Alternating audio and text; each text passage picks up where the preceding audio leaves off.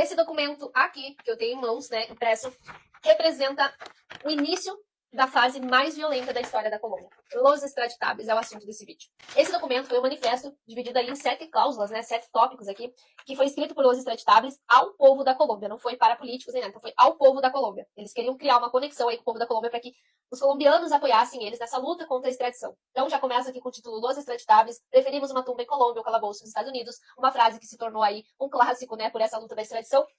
E assim começa esse manifesto aqui escrito por volta dos anos 80, né, quando o governo, logo após a morte do Lara Bonilla, como a gente já viu aqui no perfil, o governo trava aí essa luta contra os cartéis e tenta de tudo para conseguir a extradição de colombianos para os Estados Unidos. Porque até então, mesmo presos na Colômbia, eles continuavam conseguindo aí conciliar os seus negócios, a sua influência, tinham benefícios. Então o maior medo de todos esses narcotraficantes era ser extraditado, porque nos Estados Unidos eles não tinham influência alguma, ou seja, eles não eram ninguém lá. Era um preso a mais, que era julgado e condenado como todos os outros. Esse grupo era formado basicamente pelo Cartel do Medellín, mas também tinham alguns outros nomes, porém os principais eram Escobar, Gustavo Gaviria, Carlos Leder, Juan Chanel mexicano, os irmãos Ochoa, entre outros aí, que formaram esse grupo dia 6 de novembro de 1986. Esse documento tenta apresentar essa luta como algo político, como uma perseguição política. Logo no início, na cláusula número 1, eles falam que os integrantes do grupo, né, ordenaram líderes de bairros populares capturar membros da chamada oligarquia tradicional, especialmente daqueles que, segundo eles, não contribuíam com nenhuma obra social para a comunidade.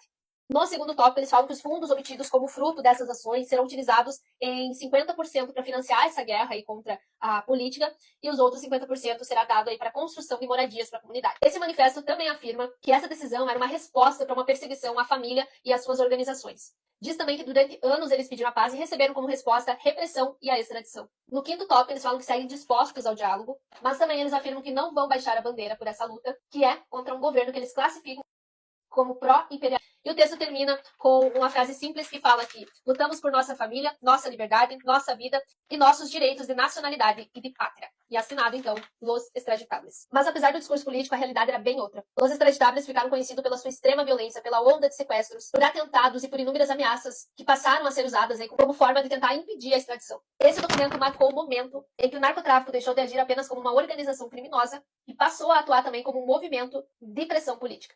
E a partir dali, o conflito entre o Estado colombiano e os cartéis se tornou ainda mais bruto. Porque para os integrantes de Los Extraditables só haviam duas opções: uma tumba na Colômbia ou morrer tentando evitar a prisão nos Estados Unidos.